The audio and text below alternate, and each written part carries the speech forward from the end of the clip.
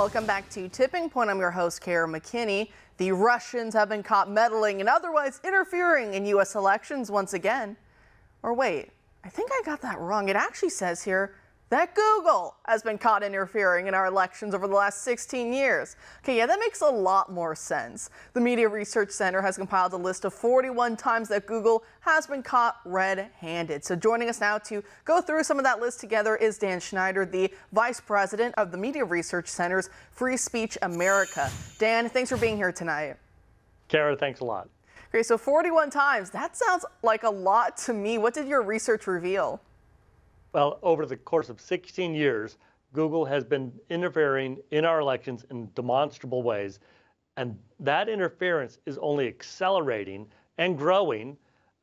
Just recently, the whole controversy over the term bloodbath. Today it's been discovered that Google has changed the definition of bloodbath to exclude an economic disruption, the way Donald Trump meant for it. But Google is directly interfering in our elections in so many ways, like burying campaign websites of presidential candidates who are Republicans, burying presidential campaign websites of people who are not Republicans, but a threat to Joe Biden.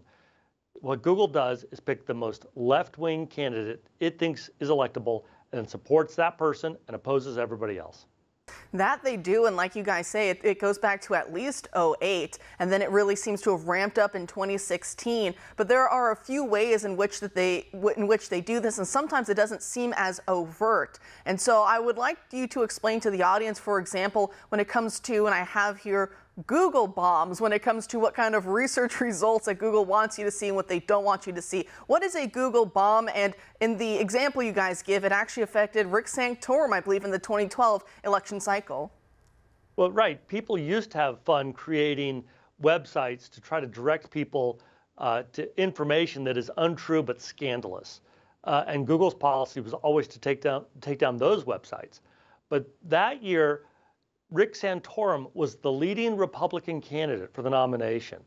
And several of these fake websites were created that were saying scandalous, horrible things about Rick Santorum. And Google decided to change its policy once and only once to keep those Google bombs alive. And then not much later, when Hillary Clinton had similar Google bombs created for her, Google went ahead and took those down.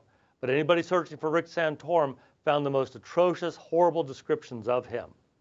And speaking of Hillary Clinton, the 2016 election cycle, you guys also note the autofill feature when it comes to Google. We've all been there, right? You start to type in something maybe about Hillary Clinton or about anything else or anyone else that you were trying to research about. And of course, there's the autofill. It'll be a drop-down section, and it'll say, are you searching for? And it'll give a bunch of different, terms that maybe you could look into. And so when it comes to that autofill, how did they help hide Hillary Clinton and many of her scandals heading into the 2016 election cycle?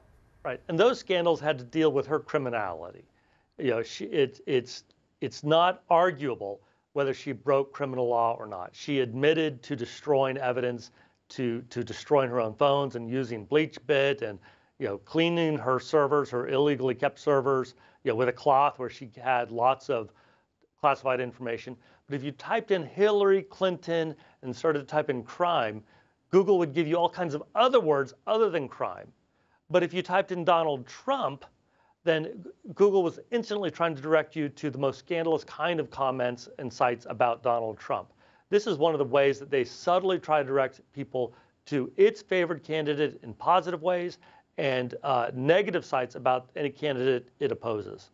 And I remember there was research, and I saw it was in the article as well, like you guys had noted, that I forgot if it was I think it was the 2016 election actually, that some reports or some research showed that Google may have, been able to get as many as 2.6 million people to kind of sway their votes just based on what seems, again, it seems minor, but again, since everyone Googles everything these days, is actually really not so minor as we now sadly are coming to realize. But it was about 2.6 million, correct, of votes that may have been swayed by Google's efforts in 2016.